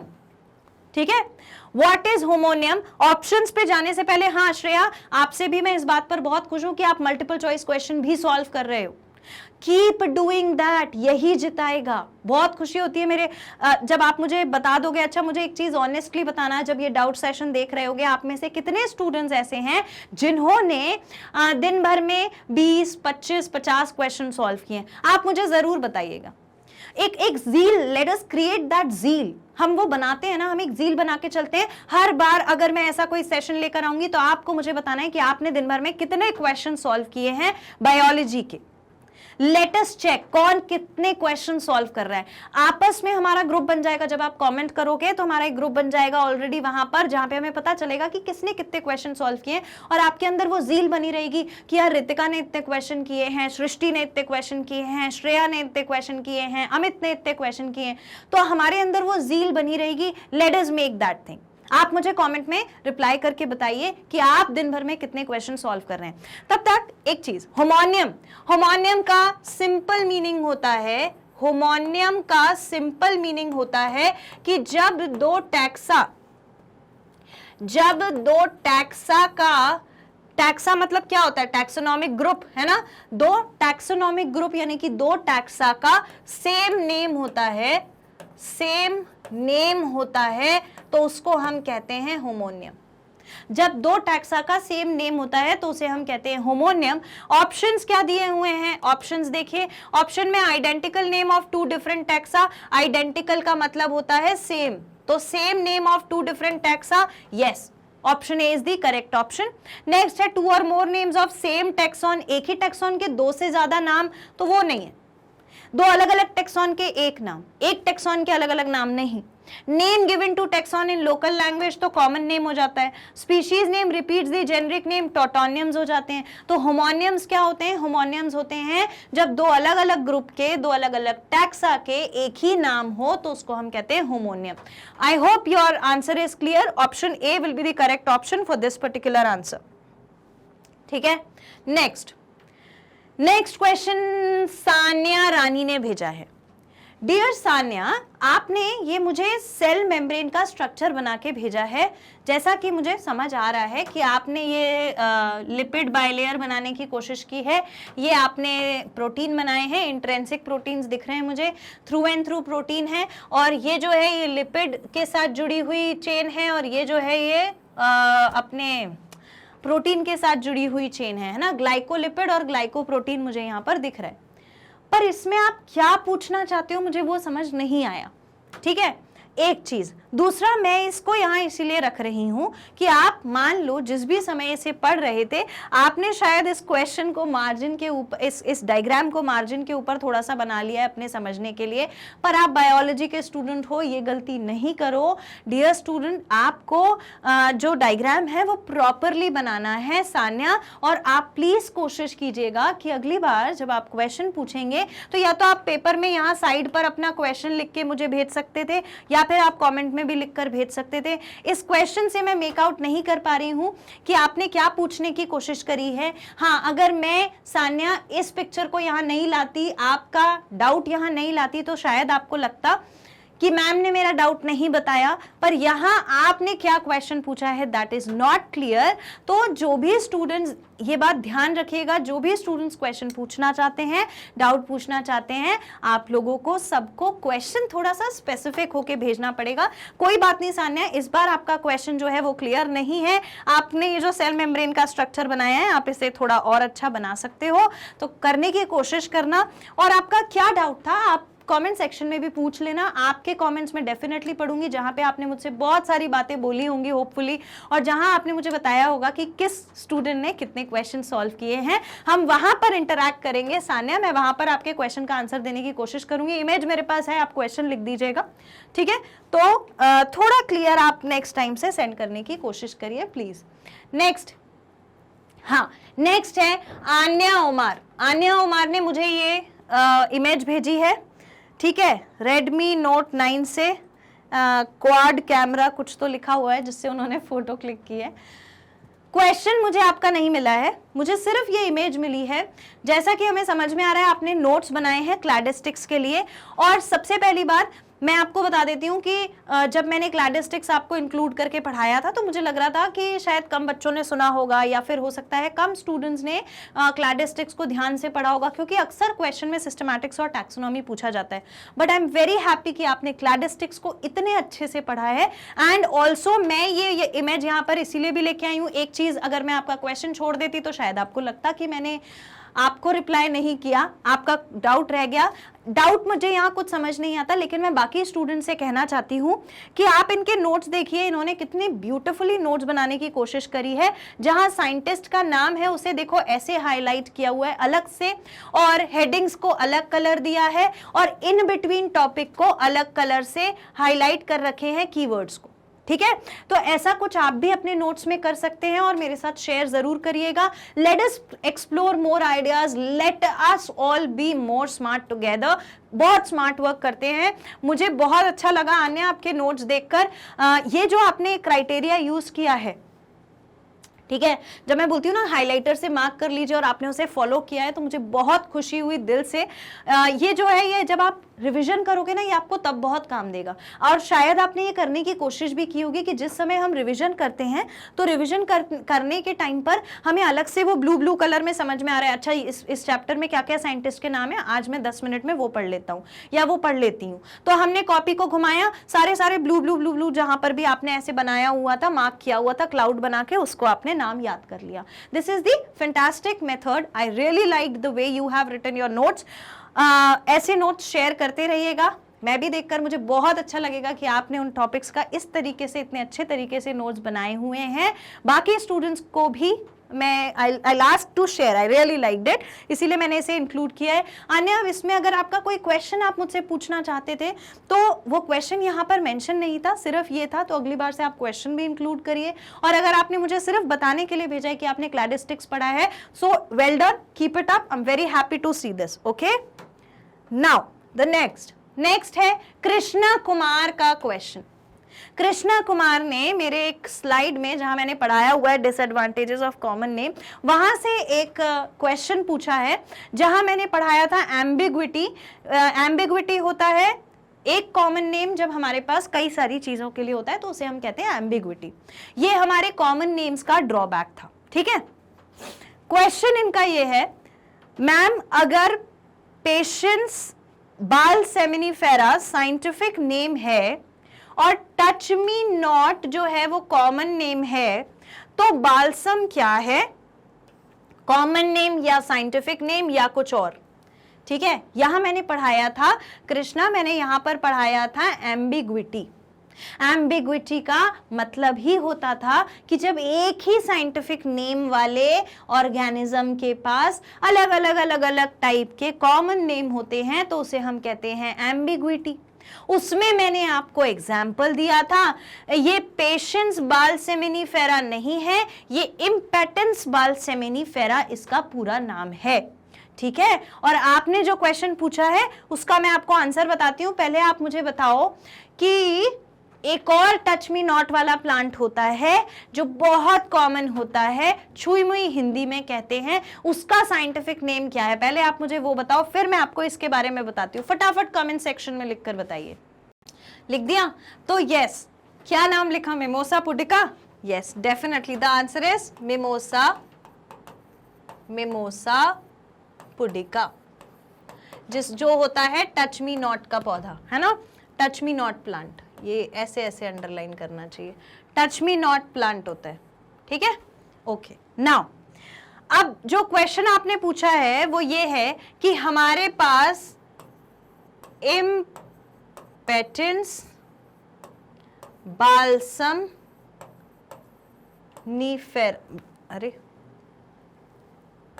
बालसेमिनिफेरा था, ठीक है। इसका मैंने आपसे कहा था कि इसका कॉमन नेम क्या होता है, पता है? इसका कॉमन नेम क्या होता है? इसका कॉमन नेम होता है या तो बालसम या फिर टच मी नॉट प्लांट भी बोलते हैं, टच मी नॉट प्लांट भी बोलते हैं। अब ये दो अलग अलग कॉमन नेम है एक ही के, और वो एक कौन है, इम्पेटेंस बाल्सेमिनिफेरा। ठीक, तो अगर ऐसा कोई ऑर्गेनिज्म हो जिसका साइंटिफिक नेम एक हो और एक से ज्यादा कॉमन नेम हो, तो उसको हम कहते हैं, उस क्राइटेरिया को हम कहते हैं एम्बिग्विटी। तो आपका क्वेश्चन ये था कि अगर इसे टच मी नॉट कहा जाता है, अगर टच मी नॉट इसका कॉमन नेम है, तो फिर बालसम क्या है, बालसम भी इसका कॉमन नेम है। ठीक है, इसके दो कॉमन नेम है, बालसम भी और टच मी नॉट भी, और साइंटिफिक नेम है इम्पेटेंस बाल्सेमिनिफेरम। ये पेटेंस बाल्सेमिनिफेरम नहीं है, ये है इम्पेटेंस बाल्सेमिनिफेरम। ठीक है, आई होप कृष्णा आपका डाउट क्लियर हो गया। अगर हो गया है तो मुझे कमेंट सेक्शन में जरूर बता दीजिएगा। आपने लास्ट में बहुत अच्छे से थैंक यू सो मच लिखा है, so it's all my pleasure to answer your question. Okay, now see the next question. Next question भेजा है हरगुन कौर ने, और हरगुन से मैं कहना चाहती हूँ कि वो बहुत अच्छी पढ़ाई कर रहे हैं, और क्वेश्चन उनका ये है, ma'am what are the differences between growth and development, is development prenatal and growth postnatal. तो हम बात करते हैं ग्रोथ और डेवलपमेंट की। देखो हरगुन, जो ग्रोथ होती है और जो डेवलपमेंट होता है वो डेफिनेटली अलग होते हैं। ग्रोथ और डेवलपमेंट डेफिनेटली अलग होते हैं। एग्जाम्पल से समझाती हूँ। ग्रोथ होता है जब एक बच्चा जन्म लेता है, ठीक है, छोटा बच्चा है, उसने जन्म लिया है, तो जब छोटा बच्चा जन्म लेता है तो उसका छोटा सा सिर रहता है, छोटे छोटे हाथ पैर होते हैं, छोटा सा टमी होता है। जब हम छोटे थे तो हम कैसे दिखते थे, क्या आज जैसे हैं वैसे ही दिखते थे? नहीं। तो हमें क्या डिफरेंस आया है तब से लेकर अब तक में? हमारे जो हैंड्स हैं उनका साइज बढ़ गया है, हमारे लेग्स का साइज बढ़ गया है, पहले हम बहुत थिन होंगे, अब हम फैट थिक हो गए हैं, और फेस का साइज बढ़ गया है, हाइट बढ़ गई है। तो ये सारी चीजें जहां पर कुछ बढ़ा है, ठीक है, इंक्रीज इन साइज अगर हुआ है तो उसे हम कहते हैं ग्रोथ। इंक्रीज इन साइज किसका हुआ? इंक्रीज इन साइज हुआ सेल्स का, इंक्रीज इन नंबर हुआ सेल्स का। साइज बढ़ जाए या नंबर बढ़ जाए, ऑब्वियसली जैसे मसल है, तो मसल जो है जब मसल को बढ़ना होता है तो वो अपने आप ऐसा नहीं होता कि सिर्फ सेल का साइज बढ़ जाए, वहां पे सेल के नंबर बढ़ जाते हैं। तो या तो सेल का साइज बढ़ जाए या फिर नंबर बढ़ जाए, तो हम कह देते हैं कि ग्रोथ हो रही है। तो फिर मैडम डेवलपमेंट कब होता है? डेवलपमेंट का मतलब होता है सेल का डिफरेंशिएट होना। डेवलपमेंट का मतलब होता है सेल का डिफरेंशिएट होना। देखो दो चीज होती है, पहली होती है डिवाइड, दूसरा होता है डिफरेंशिएट। डिवाइड होना यानी कि साइज का, सेल जो है वो ज्यादा बन रहे हैं, सेल का नंबर बढ़ रहा है, सेल का साइज बढ़ रहा है, तो वो डिवाइड होता चल रहा है, नया सेल बन रहा है। डेवलपमेंट का मतलब होता है डिफरेंशिएशन। डिफरेंशिएशन मतलब कि सेल के काम करने की क्षमता बदलती जा रही है। जब आप छोटे बच्चे थे, एक इन्फेंट था, इन्फेंट जब पैदा हुआ तो बहुत छोटे छोटे हाथ पैर, छोटा सिर था, छोटा सा टमी था, लेकिन जब वो बच्चा बड़ा हुआ, अडल्ट हुआ, तो उसके हाथ पैर, टमी, फेस सबका साइज इंक्रीज हो गया। ये ग्रोथ है। अब इसमें डेवलपमेंट कैसे समझ में आएगा? जब छोटा बच्चा था तो भाई वो कहीं पर भी सुसु कर देता था, टॉयलेट कर देता था, ठीक है, कहीं पर भी वॉमिट कर देता था, ठीक, वो अपने एक्शंस को कंट्रोल नहीं कर पाता था। हो सकता है कि घर में रोने वाला माहौल हो और बच्चा हंस रहा हो सकता है कि घर में हंसने वाला माहौल हो और बच्चा बहुत रो रहा हो। तो ये उसका अपने दिमाग पर कंट्रोल नहीं था, अपने एक्शंस पर कंट्रोल नहीं था, अपनी बॉडी पर कंट्रोल नहीं था, अपने बॉडी मूवमेंट्स पर, बैलेंसिंग में कंट्रोल नहीं था, खुद से बैठ नहीं पा रहा था। लेकिन ये सारी चीजें धीरे धीरे धीरे धीरे उसके सेल्स ने, उसके टिश्यूज ने काम करना शुरू किया, बॉडी ने कोऑर्डिनेट करना शुरू किया। टॉयलेट ट्रेनिंग से समझ में आया कि भाई वहां जब वॉशरूम में जाओगे तभी करना है, हर कहीं नहीं कर देना है, अपने हाथ पैर हर कहीं नहीं चलाना है, शांति से बैठना है, हंसने की जगह हंसना है, रोने की जगह रोना है। ये सब कब हुआ? जब ब्रेन और ज्यादा डेवलप हुआ, ब्रेन के सेल्स और ज्यादा काम सीख गए और ज्यादा डिफरेंशिएट हो गए। ठीक है, तो डिफरेंशिएशन, डेवलपमेंट एक जैसा होता है, ग्रोथ होता है सिर्फ मास में इंक्रीज होना, चाहे साइज बढ़ जाए चाहे नंबर बढ़ जाए। पर उसके फंक्शन और स्ट्रक्चर अगर दोनों एक साथ बदल रहे हो तो वो डेवलपमेंट होता है। ठीक, तो जैसे मैंने यहां पर बोला कि सिर्फ साइज और नंबर इंक्रीज होता है, वैसे ही यहां पर सेल का स्ट्रक्चर और फंक्शन जो है, स्ट्रक्चर एंड फंक्शन जो है वो इंक्रीज होता है। इंक्रीज मतलब कि वो चालू हो जाता है, सेल काम करना सीख जाता है, डिफरेंशिएशन हो जाता है। ठीक है, तो डेवलपमेंट जो है वो ओवरऑल प्रोसेस है जिसने स्मार्ट बना दिया, और ग्रोथ जो है वो बढ़ती चली जा रही थी। दैट्स इट, ये दोनों में डिफरेंस है। अब आपने बोला है डेवलपमेंट प्रीनेटल है और ग्रोथ पोस्टनेटल है। प्रीनेटल का मतलब होता है क्या डेवलपमेंट जन्म से पहले से होने लगा था, और ग्रोथ का मतलब होता है, ग्रोथ आपने अगर पोस्टनेटल पूछा है तो क्या ग्रोथ जो है वो पैदा होने के बाद होती है। तो एक चीज समझो, ग्रोथ हो चाहे डेवलपमेंट हो, यानी कि सेल का नंबर बढ़ना और सेल का स्मार्ट होना, डिफरेंशिएट होना, दोनों बातें जन्म के पहले से ही हो रही थी। कैसे हो रही थी मैडम? जब फर्टिलाइजेशन हुआ, फ्यूजन हुआ, हरगुन ध्यान से सुनना हरगुन, जब फर्टिलाइजेशन हुआ, स्पर्म और ओवम मिले, नया सेल बना जाइगोट। जाइगोट 2 सेल का स्ट्रक्चर था। 2 सेल के स्ट्रक्चर से अब आप खुद सोचो, एक छोटा सा 2 सेल वाला स्ट्रक्चर जो है वो आगे जाकर एक ऑर्गेनिज्म बनाने वाला है, तो उसे कितना सारा काम करना पड़ेगा, कितना सारा डिवीजन चलेगा, कितना सारा काम भी उसका अलग अलग बदलता चला जाएगा होगा। तो नंबर ऑफ सेल और सेल के बीच में डिफरेंशिएशन तब से ही चालू हो जाता है। ये बात आपके बुक्स में भी लिखी हुई है, एनसीईआरटी में भी लिखी हुई है कि the size, the number of cell या फिर the cell division and the cell differentiation starts even before starts as soon as the fertilization takes place। जैसे ही जाइगोट बन जाता है, सेल डिवीजन और सेल डिफरेंशिएशन चालू हो जाता है। 12th क्लास की एनसीईआरटी हमें ऐसा बताती है, जहां पर वो वाला टॉपिक पढ़ाया गया था, what was that, post fertilization and pre fertilization events. उसमें पहले ही जो यूनिट है उसी में रिप्रोडक्शन वाले में ये चीज मेंशन है कि सेल डिफरेंशिएशन और सेल डिवीजन दोनों बातें जो हैं वो जन्म के पहले से चल रही होती हैं। यानी कि जब जाइगोट बना था ना, उसके बाद ही सेल डिवाइड करना शुरू कर देता है, उसके बाद ही सेल डिफरेंशिएट कर देना शुरू करता है। हाँ, तो डेफिनेटली होगा ना। आप सोचो, सेल डिवीजन तो जो चल रहा था उससे नंबर ऑफ सेल बन रहे थे, लेकिन आप सोचो जन्म से पहले उस ऑर्गेनिज्म की बॉडी में मसल बनी, बोन बनी, ब्लड बना, लंग्स बने, ऑर्गन्स बने, एवरीथिंग वाज फॉर्म्ड। तो वो कैसे बना? डिफरेंशिएशन से बना। सिर्फ सेल का नंबर बढ़ता रहता तो एक सेल का मास ही होता ना, वो ऐसे ही सेल्स ही पड़े रहते ना, बहुत एक डेला होता और उसमें सिर्फ सेल्स होते। पर वो डेला जो था सेल्स का, वो कैसे अलग अलग स्ट्रक्चर्स में बदल गया? डिफरेंशिएशन की वजह से। तो ये जो दोनों बातें हैं ये पैदा होने के पहले से, यानी कि जब एक ऑर्गेनिज्म फर्टिलाइजेशन हो जाता है, जाइगोट बन जाता है, तो उस जाइगोट वाली स्टेज से एक ऑर्गेनिज्म में सेल डिफरेंशिएशन, सेल डिवीजन यानी कि ग्रोथ और डेवलपमेंट चालू हो जाता है। ठीक है, I hope your answer is clear.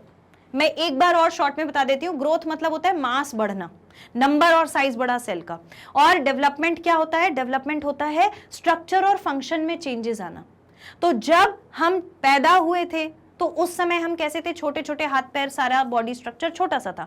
Cell division होता गया मतलब कि ग्रोथ होती गई, तो हम बड़े हो गए, अडल्ट बन गए, हाइट बढ़ गई, हाथ पैर अच्छे बड़े बड़े हो गए हैं, फेस बड़ा हो गया है, तो ये सारी चीजें चेंजेस आ गए। लेकिन सिमिलरली जब पहले छोटे थे तब हमें डेवलपमेंट नहीं हुआ था, हम लोग अंडर डेवलप्ड थे, याद नहीं रख पाते थे, चीजें याद नहीं रहती थी, बॉडी कोऑर्डिनेशन में नहीं थी, मूवमेंट कोऑर्डिनेशन में नहीं था, बोल नहीं पा रहे थे।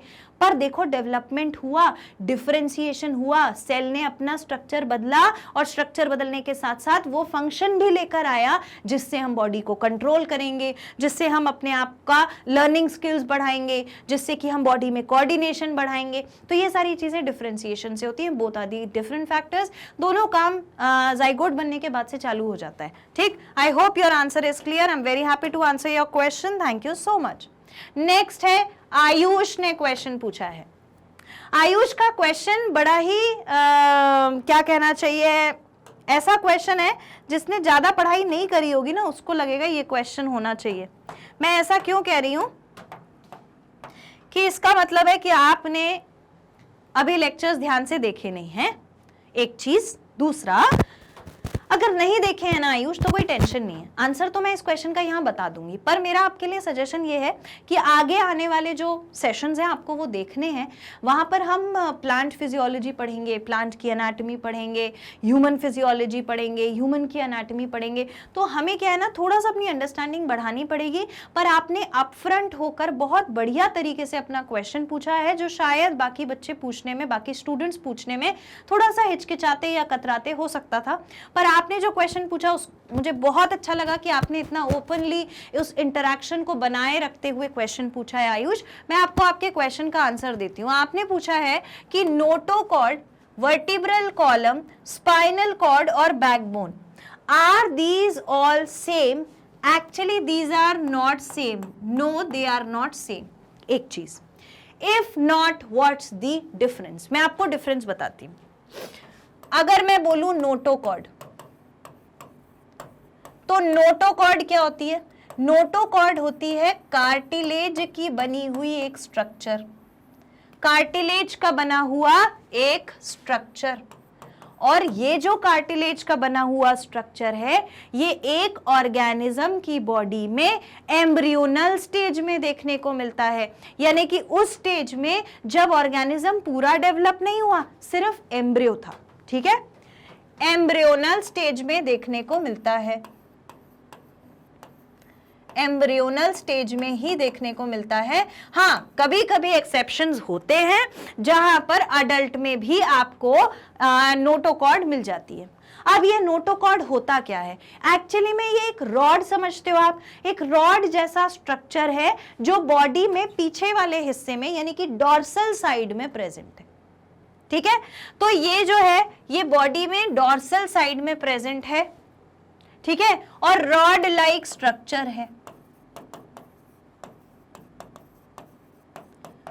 अब आप अगर मुझसे इसके फंक्शन के बारे में पूछोगे तो मेरा जवाब ये है कि क्योंकि ये एम्ब्रियोनिक स्टेज में प्रेजेंट है, एम्ब्रियोनिक स्टेज में बहुत ज्यादा फंक्शन नहीं हो रहा था, सिर्फ बात ये थी कि नोटोकॉर्ड है या नहीं है। अगर है तो उसको हम कहीं छोटा मोटा एक कॉर्डेट बोल सकते हैं। अगर एम्ब्रियोन किसी भी लाइफ के किसी भी स्टेज में अगर नोटोकॉर्ड प्रेजेंट होती है तो हम कहते हैं ऑर्गेनिज्म जो है वो कॉर्डेट है। तो ये भी कॉर्डेट है क्योंकि इसके पास इसके एम्ब्रियोनल स्टेज में नोटोकॉर्ड प्रेजेंट थी। आगे जाके भले ही अडल्ट वाली लाइफ में गायब हो गई होगी। तो नोटोकॉर्ड तो ये होती है। अब बात आता है कि वर्टिब्रल कॉलम क्या होता है।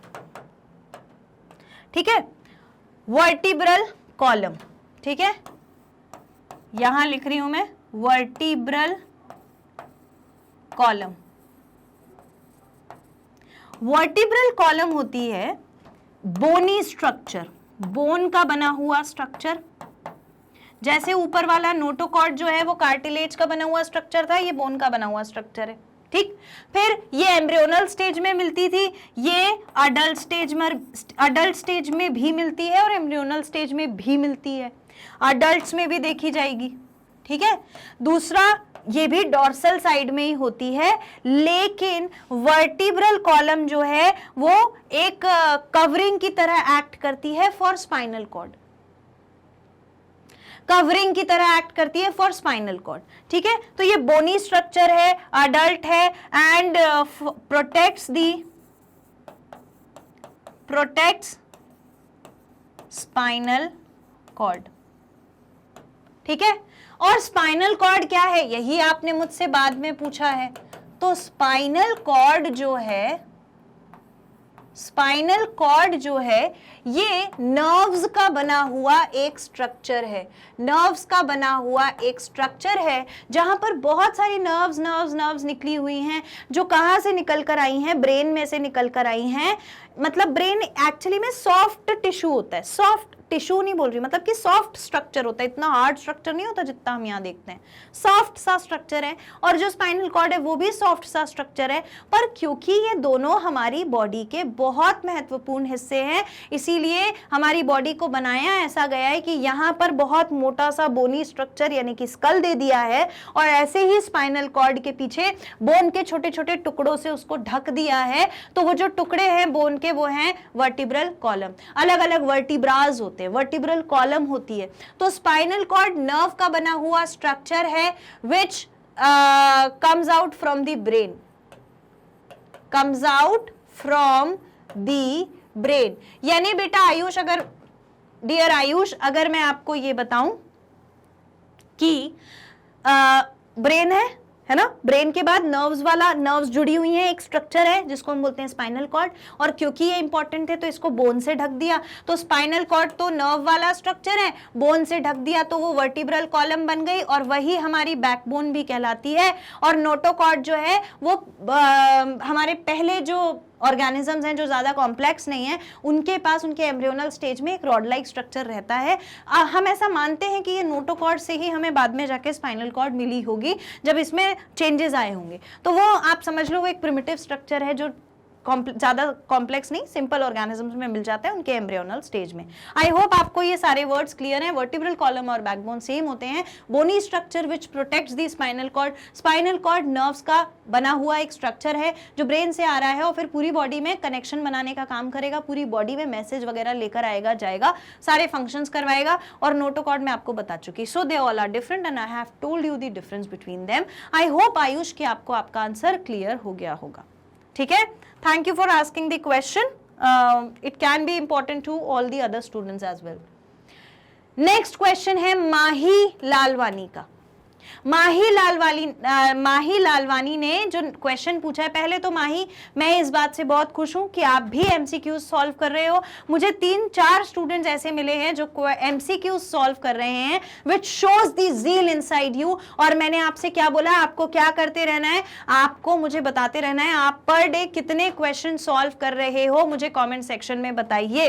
क्वेश्चन पूछा है सिंडेस्मोलॉजी इज द स्टडी ऑफ। सिंडेस्मोलॉजी में किस चीज की स्टडी की जाती है। मैं 1-2 मिनट का टाइम आपको देती हूं। मैं चाहती हूं कि जितने स्टूडेंट्स इस क्वेश्चन को सॉल्व कर रहे होंगे या जो लोग भी क्वेश्चन सॉल्व कर रहे हैं, क्या उनमें से किसी को इसका आंसर पता है? आप मुझे फटाफट से पहले इसका आंसर बताइए, फिर मैं आपको इसका एक्सप्लेनेशन और आंसर बताती हूँ। Okay, have you written your answers? Fine. तो सिंडेस्मोलॉजी जो होती है, it is the study of, syndesmology को कहते हैं, it is the study of 2 things. 2 चीजों की स्टडी को सिंडेस्मोलॉजी कहते हैं। पहला लिगामेंट, लिगामेंट्स की स्टडी, हमारी बॉडी में जो लिगामेंट्स होते हैं उनकी स्टडी। दूसरा जॉइंट्स की स्टडी, जॉइंट्स की स्टडी। ठीक है, ठीक है। तो ऑर्थो भी, ऑर्थो बोन का होता है ना, और जो हम बोन आपस में कैसे जुड़ी है, यानी कि जॉइंट्स कैसे बना है, और लिगामेंट्स जो हैं उनके बारे में जब हम पढ़ाई करते हैं तो उसको हम बोलते हैं सिंडेस्मोलॉजी। और ये जो आपने क्वेश्चन पूछा है सिंडेस्मोलॉजी वाला, इसका 2 फॉर्म में क्वेश्चन पूछते हैं। पहला तो जो आपने मुझे भेजा है माही, वो ही है जहां पर हार्मोन, डेजर्ट, स्केलेटल जॉइंट और नन ऑफ द अबव लिखा हुआ है। और दूसरा एक क्वेश्चन होता है जहां पर वो आपको बॉडी के ही स्ट्रक्चर दे देते हैं in spite of hormone and desert. वहां पर दे देते हैं स्केलेटल जॉइंट, लिगामेंट या फिर कार्टिलेज दे सकते हैं, ये वाली चीजें। तो वहां पर लिगामेंट और स्केलेटल जॉइंट वो आपको हमेशा साथ में देते हैं। Basically it is about the ligament, पर जॉइंट की स्टडी भी इसी में होती है। तो ऑप्शन में हमारे पास इन दोनों में से एक दिया हुआ है, और वो जो है वो क्या है, वो है स्केलेटल जॉइंट। ठीक है, तो स्केलेटल जॉइंट पे फोकस करेंगे। अगर लिगामेंट मेंशन होता तो फिर हम लिगामेंट के आंसर के साथ ही जाते, but now for this point of time the skeletal joint will be the answer. I hope Mahi your doubt is clear. Thanks for sending the question. It's good that you solving questions. एक और माही ने question भेजा था। अब मुझे नहीं पता कि ये क्वेश्चन आप पूछना चाहते थे या नहीं, क्योंकि ये काफी इमेज जो है गड़बड़ाई हुई सी है। मैं इस क्वेश्चन का आंसर बता देती हूँ, ये भी इंपॉर्टेंट क्वेश्चन है। क्वेश्चन में पूछा है रेड ब्लड सेल्स यानी कि RBC of mammals lack nucleus with the exception of. जो रेड ब्लड सेल्स होते हैं मैमल्स में, उनमें न्यूक्लियस नहीं होता, सबको पता है, क्योंकि वहां पर हीमोग्लोबिन को रखने के लिए कंटेंट प्रेजेंट होता है। ठीक है, अब मैमल्स में आरबीसी नहीं है, आरबीसी में न्यूक्लियस नहीं है, मैमल्स के आरबीसी में न्यूक्लियस नहीं है। तो दिए गए ऑप्शंस में से कौन सा वो ऑप्शन है जो एक्सेप्शन है, यानी कि मैमल भी है लेकिन उसके आरबीसी में न्यूक्लियस भी है? ये क्वेश्चन पूछा है। ऑप्शंस में आंसर मैं बता देती हूँ, लेकिन अगली बार से बेटा माही आप जब भी ये पिक्चर सेंड करेंगे तो थोड़ा सा क्लियर पिक्चर सेंड करिएगा। ओके, तो हॉर्स है, रैबिट है, कैमल है और एलिफेंट है। तो ये जो हॉर्स है, रैबिट है और एलिफेंट है, इन सब के पास they lack nucleus, they lack nucleus. सिर्फ जिसके पास न्यूक्लियस होता है मैमल होने के बावजूद वो होता है कैमल। कैमल जो है उसके आरबीसी में न्यूक्लियस प्रेजेंट होता है Mahi, nucleus is present Mahi. Okay, that's it. So that is the answer to your question. I hope it is clear. आप और क्वेश्चन पूछते रहिए, मुझे बहुत अच्छा लगा। कमेंट सेक्शन में मेंशन जरूर कर दीजिएगा। नेक्स्ट क्वेश्चन है सोनिया राय का। सोनिया राय ने पूछा है, मैम फैमिलीज कैटेगरी में एग्जाम्पल समझ नहीं आया animal. Thanks, lecture was amazing. So it's my pleasure that you find my lecture amazing. It's a very good feeling to me. Thanks for the appreciation. आपने जो क्वेश्चन बोला है कि families category में एग्जाम्पल समझ नहीं आया एनिमल, शायद आप ये पूछना चाह रहे हो कि जब हमने एनिमल के बारे में पढ़ा तो उसकी जो फैमिली हमने पढ़ी उसमें आपको कोई एग्जाम्पल समझ नहीं आया। तो मेरा आपको जो आंसर है वो ये है कि हमें सिर्फ उन एग्जाम्पल्स पर फोकस करना है, हमें सिर्फ उन एग्जाम्पल्स पर फोकस करना है जो एनसीईआरटी में मेंशन है। मैं भी उन्हीं एग्जाम्पल्स को लेकर आती हूं जो एनसीईआरटी में मेंशन है। और जब हम टैक्सॉन्स की बात करते हैं तो टैक्सॉन्स के लिए एनसीईआरटी में कई सारे न्यू नेम्स दिए गए हैं, क्योंकि टैक्सॉन क्या है, ग्रुप ऑफ ऑर्गेनिजम्स, तो उन ऑर्गेनिजम्स को अलग अलग नाम दे दिया गया है। तो वो जिसका जैसा नाम है हमें वो वैसा ही याद करना पड़ेगा, क्योंकि ये सारे नाम आपने, मैंने या किसी और ने नहीं दिए हैं। ये सारे नाम या तो जैसे प्लांट है तो international code of botanical nomenclature द्वारा प्लांट्स को नाम दिया गया है, और international code of zoological nomenclature के द्वारा एनिमल्स को नाम दिया गया है। तो in both of the cases जो नाम इतनी बड़ी कम्युनिटी ने, इतनी बड़ी एसोसिएशन ने दे दिया है, हमें वही याद करना पड़ेगा। तो बस हम ये कर सकते हैं, समझना कुछ नहीं है, नाम बस याद करना है एग्जाम्पल का, उसी एग्जाम्पल के नाम पर आप फोकस करिए जो आपकी एनसीईआरटी में मेंशन है। ठीक है, और दैट्स इट। ये मुझे आपके क्वेश्चन से जो मुझे समझ आया, आपने जो पूछा है उसका मैंने आपको जवाब दे दिया है। आप अपना और भी कोई कमेंट में क्वेश्चन पूछ सकते हैं। Thank you so much for the appreciation Sonia. Let's move on to the next question. हाँ, हमारी श्रेया ने फिर से एक क्वेश्चन पूछा है। श्रेया, आप I hope end of the session तक हैं। श्रेया का क्वेश्चन है डिफाइन इन वन लाइन। हाँ, मैं डिफाइन कर देती हूँ श्रेया। पहला आपने पूछा है ऑटोनियम क्या होता है। ऑटोनियम क्या होता है? तो दो शब्द होते हैं, दो वर्ड्स होते हैं, एक ऑटोनियम और एक अनोनियम्स। तो ऑटोनियम जो होता है वो बायोलॉजी में, जहां ये जो आपने यहां लिखा है ऑटोनियम, वो होता है साइंटिफिक नेम। साइंटिफिक नेम को एटोनियम बोलते हैं। साइंटिफिक नेम मतलब अभी जो मैं जिसकी बात कर रही थी, international code of zoological nomenclature, international code of botanical nomenclature, इन दोनों एसोसिएशन ने अलग अलग ऑर्गेनिजम्स को डिफरेंट नेम्स दिए हैं और उन्हीं नेम्स को हमें फॉलो करना होता है, तो वो कहलाता है ऑटोनियम। ठीक है, फिर आता है सिनोनियम। तो सिनोनियम का मतलब होता है similar words, similar words with same meaning, एक ही मीनिंग हो। ठीक है, तो अगर मैं ऑटोनियम की बात करूंगी तो कोई भी बॉटैनिकल या जूलॉजिकल नेम ऑटोनियम है, जैसे कि mimosa pudica. Mimosa pudica example हो गया। ठीक है, मिमोसा पुडिका एग्जाम्पल हो गया, ये अंडरलाइन कर दिया। ठीक है, ये हमारा एग्जाम्पल हो गया यहाँ पे। अब similar words with same meaning, यानी कि similar names with same meaning. Example में हम ले सकते हैं, हमने पढ़ा है प्लाज्मा मेम्ब्रेन जो होती है सेल को, उसको हम सिलेक्टिवली परमिएबल मेम्ब्रेन भी बोलते हैं, बायोलॉजिकल मेम्ब्रेन भी बोलते हैं और सेल मेम्ब्रेन भी बोलते हैं। इतने सारे अलग अलग नाम है, अलग अलग सिनोनिम्स हैं ये एक दूसरे के, जैसे पर्यायवाची शब्द। ठीक है, तो एग्जाम्पल में हम ले सकते हैं ना, प्लाज्मा मेम्ब्रेन होता है, प्लाज्मा मेम्ब्रेन होता है, उसी को हम बायोलॉजिकल मेम्ब्रेन भी बोलते हैं, बायोलॉजिकल मेम्ब्रेन भी बोलते हैं। तो ये हमारे एग्जाम्पल हो गए।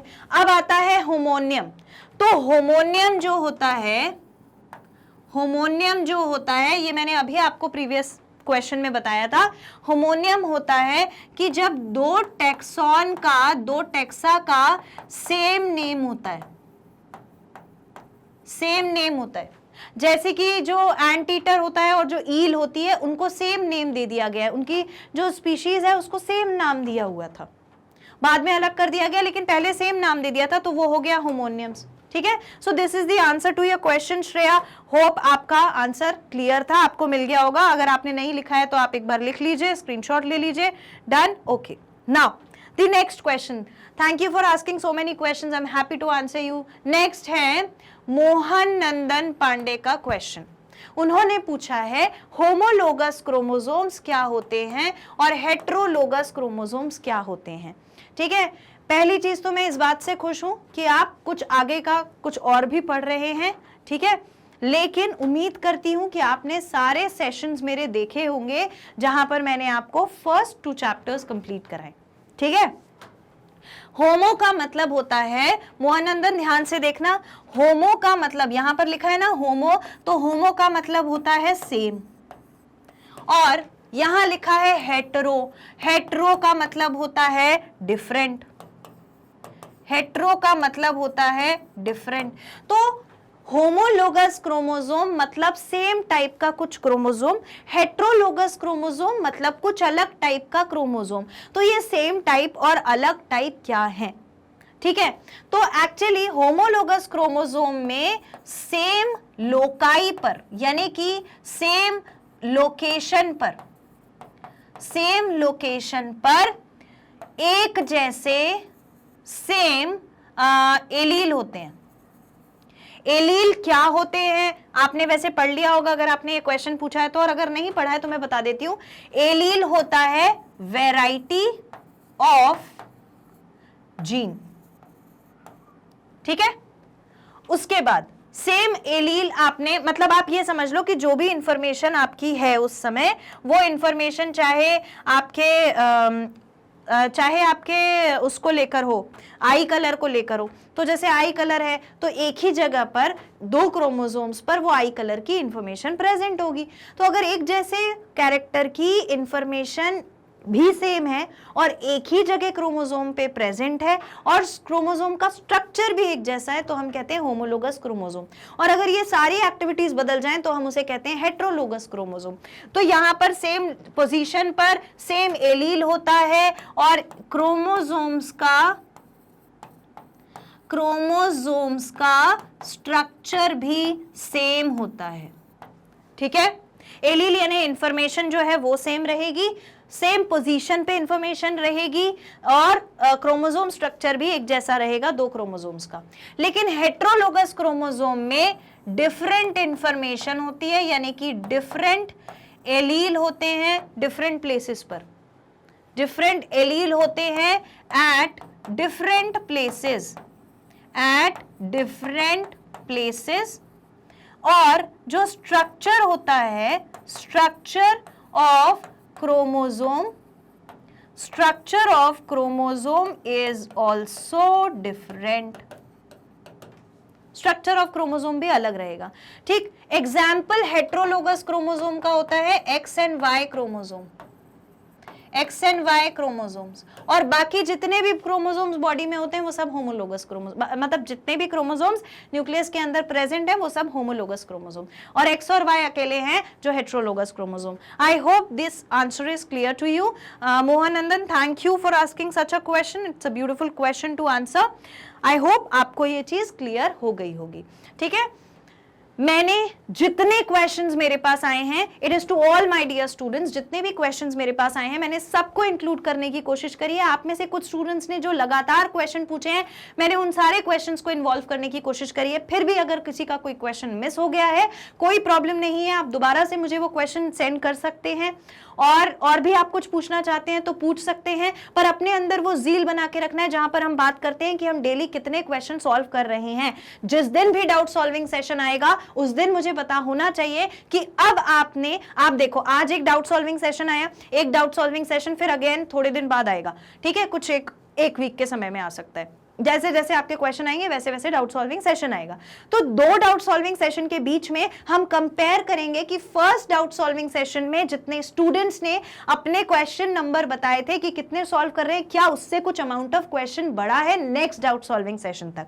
ठीक है, हो सकता है कि श्रेया ने या फिर अमित ने या फिर रितिका ने या फिर सृष्टि ने क्वेश्चन सॉल्व किए हो सिर्फ 50 या 60, और हो सकता है एक डाउट सॉल्विंग सेशन से लेकर के जब दूसरा डाउट सॉल्विंग सेशन आएगा तब तक आपके नंबर ऑफ क्वेश्चन बढ़ गए होंगे, और फिर हम इस काउंट को दोबारा देखेंगे कि आप सब ने मिलकर के कितने नंबर ऑफ क्वेश्चन सॉल्व किए। So do tell me in the comment section कि क्या आपको सारे जवाब मिल गए हैं। मैं तो बहुत खुश हूं आपके आंसर्स देकर, आई होप आप भी होंगे। तो आप क्या करिएगा कि कमेंट में मुझे बताने के बाद लाइक जरूर कर दीजिएगा, ठीक है, मुझे कमेंट में बता दीजिएगा कि आपको समझ आ गया है, खुश है, आंसर मिल गया। मैं भी बहुत खुश हूं, आंसर दे दिया, तो लाइक भी कर देना, सब्सक्राइब कर लेना, शेयर कर लेना। सब्सक्राइब इसलिए करना है, नेक्स्ट सेशन के बारे में भी अपडेट मिलती रहेगी। बाकी जो स्टूडेंट्स यहाँ पर हो सकता है अभी नहीं देख रहे होंगे या जिनको नहीं पता होगा उनको डेफिनेटली ये पहुंचा दीजिएगा, ताकि जिनके क्वेश्चन के आंसर यहाँ पर मिल गए हैं और वो अपडेटेड नहीं है इस बात से, वो भी अपडेट हो सके। मैग्नेट ब्रेन्स पर आपको ये सारे doubt solving session, daily practice problems, पूरा नीट का syllabus, everything is been provided like what, बिल्कुल फ्री ऑफ कॉस्ट, है ना। तो हम मिलेंगे नेक्स्ट सेशन में, तब तक के लिए thank you so much, stay connected and keep studying, take care.